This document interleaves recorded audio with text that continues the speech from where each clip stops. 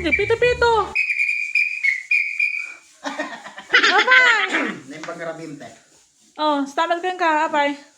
Te, amo mabasa? Pulis na klatan, te. Pulis nga. Barangay pulis man. Ate, sa da pulis na. Ano pananagan mo? Te. Boni. Boni. Te. Kumpleto kayo tibala yun, te? Wen, apay. Yung si Dayo. Yung si Dayo. Te, ate, may lang kayo, palpaliwanag ko kanya yung ilawlawag ko. Kasi ating orderan sa ingkwan ni Kapitan. Iti curfew hour tayo ate, 7 to 8, curfew hour. Awatam. Tapos 8 to 9, babalik kayo man rumarad. Ang curfew hour ajay. 9 to 10, subliman na yung curfew hour. Tapos 10 to 11, ang curfew hour. Apay met. Kasi yung tinamayak te. Kasi tinameme. Kasi, nung idiretsok 10 to nga naglawag, kakaasin akon.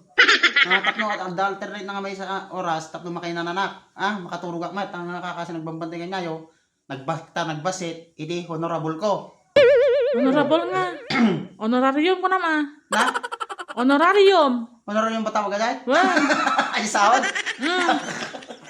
Ano honorable Ay, naku buhay. Kompleto kayo pala yung te? Awan ti rumarang nga pasawayan. Awanin. Tsak tinala ni Kapitan nga nagtanod te. Takas ti Camille. Na? Tingga ma. Taawan sa balingan anawaan datawlat yan anawaan damin tunog ti barangay. So inala na ni Kapitan nga tanod ang tawan anawaan dan. So ang kayo papanawa ka niya. Na, batutahin ka naglukulukay to. Jesus. Sa bali pa'y awat natin pito ka nagbulbulo daw. Sige.